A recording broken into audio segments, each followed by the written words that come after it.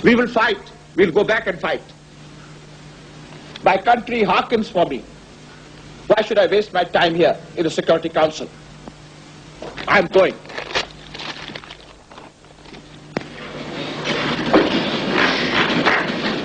مشرقی پاکستان کی علیحدگی ہندوستان کی تقسیم کے بعد برصغیر کی تاریخ کا سب سے بڑا واقعہ ہے، اور جیسے چرچل کے الفاظ میں جنگ اتنا سنجیدہ معاملہ ہے کہ اسے جرنیلوں پر نہیں چھوڑا جا سکتا، اسی طرح یہ تقسیم بھی ایک ایسا معاملہ ہے جسے محض جرنیلوں اور فوج کی غلط پالیسیوں کا شاخسانہ قرار دینا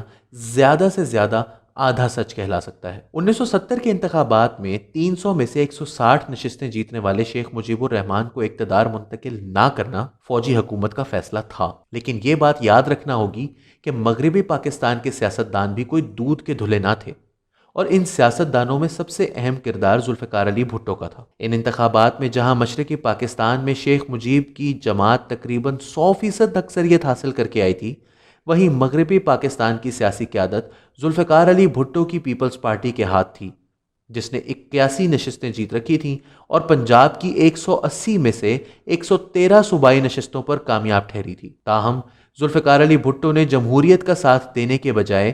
اسٹیبلشمنٹ کے ساتھ کھڑے ہونے کو اپنا مفاد جانا، یہاں تک کہ جب 7 دسمبر 1970 کو ہونے والے انتخابات کے نتیجے میں بننے والی اسمبلی کا اجلاس بالآخر فروری میں بلایا جانے لگا تو بھٹو صاحب نے پیپلز پارٹی کے منتخب ارکان کو اس اجلاس میں شرکت سے روک دیا، اور یہاں تک کہا کہ اگر کسی نے اس اجلاس میں شرکت کرنے کی کوشش کی تو اس کی ٹانگیں توڑ دی جائیں گی۔ کہا جاتا ہے کہ بھٹو صاحب نے شیخ مجیب کے ساتھ لاڑکانہ میں ہونے والی ملاقات میں اس فیصلے پر اتفاق کر لیا تھا کہ اگر اسمبلی کا اجلاس بلایا جائے تو شیخ مجیب وزیر اعظم بن جائیں گے اور بھٹو صاحب صدر بن جائیں گے۔ تاہم اس دعوے میں کتنی سچائی ہے، اس کا فیصلہ تاریخی حقائق سے کیا جا سکتا ہے۔ 2 حقائق ایسے ہیں جن سے ثابت ہوتا ہے کہ یہ دعویٰ مبنی بر حقیقت نہیں۔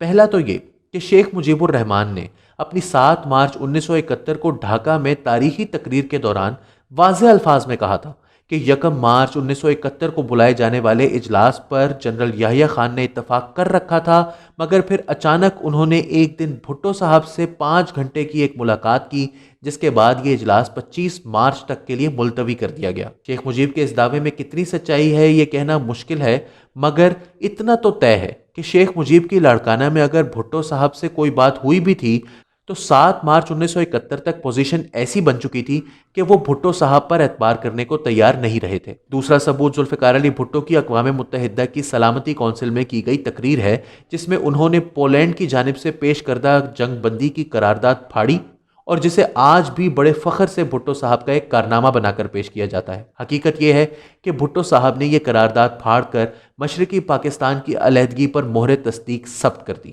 یہاں یہ یاد دہانی ضروری ہے کہ پنڈت جواہر لال نہرو نے 1949 میں کشمیر کا مسئلہ اقوام متحدہ لے جا کر وعدہ کیا تھا کہ وہ جنگ بندی کے فوراً بعد کشمیر میں ریفرنڈم کروا دیں گے۔ جنگ تو رک گئی، مگر ریفرنڈم آج تک نہیں ہو سکا، اور بین الاقوامی سیاست کو ریئلزم کے ساتھ دیکھا جائے تو مودی حکومت کے 5 اگست کے اقدام کے بعد کشمیر کا فیصلہ بھارت کے حق میں ہو چکا ہے۔ بھٹو صاحب کے پاس بھی یہ آپشن موجود تھا کہ پولینڈ کی قرارداد، جس پر دنیا کے 140 ممالک کے نمائندوں کے دستخط موجود تھے، کے تحت جنگ بندی کو قبول کرتے اور پاکستان کو ٹوٹنے سے بچا لیتے، لیکن انہوں نے یہ قرارداد پھاڑ کر اپنا نیشنلزم تو جھاڑ لیا، لیکن آدھا ملک گنوا دیا۔ واضح رہے کہ بھٹو صاحب اس وقت اقوام متحدہ میں پاکستان کی نمائندگی کر رہے تھے۔ وہ یحییٰ خان حکومت کے خلاف نہیں، بلکہ اس حکومت کے نمائندے کے طور پر پاکستان کے 2 لخت ہونے کے پروانے پر دستخط کر کے آئے تھے۔ ان کی تقریر میں سیاسی بصیرت اور دور اندیشی کم، اور افسانوی ہیروئزم اور جعلی فلسفہ زیادہ نظر آتا ہے۔ کچھ لوگوں کی رائے ہے کہ پولینڈ کی قرارداد کو مان لیا جاتا تو کم از کم پاکستانی قوم ہتھیار ڈالنے کی ہزیمت سے بچ جاتی، لیکن ایک رائے یہ بھی ہے کہ مغربی پاکستان کی اشرافیہ اس وقت تک یہ فیصلہ کر چکی تھی کہ مشرقی پاکستان ان کے ہاتھ سے نکل چکا ہے اور اس سے جان چھڑا لینے میں ہی ان کی عافیت ہے۔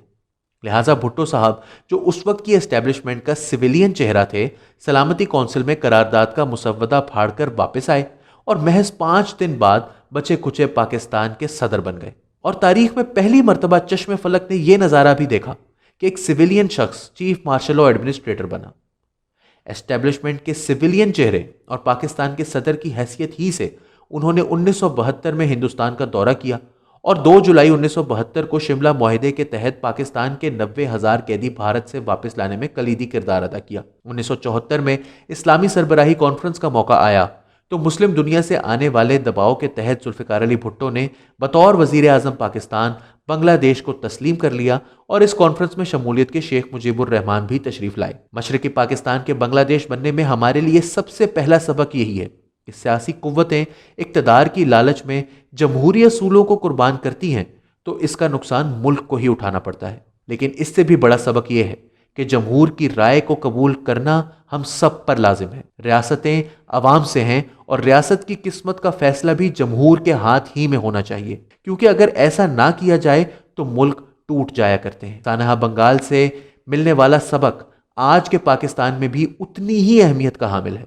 रियासतों का इंतजाम रियासत के बासियों के हाथ रहना चाहिए और इस असूल को सबोताज किया जाए तो होने वाले नुकसान को दुरुस्त करने में नस्लें लग जाती हैं। और हम तो 2 नस्लें गुजर जाने के बाद भी आज तक 1971 से मिलने वाले अस्पाक पर आंखें मूंदे बैठे हैं।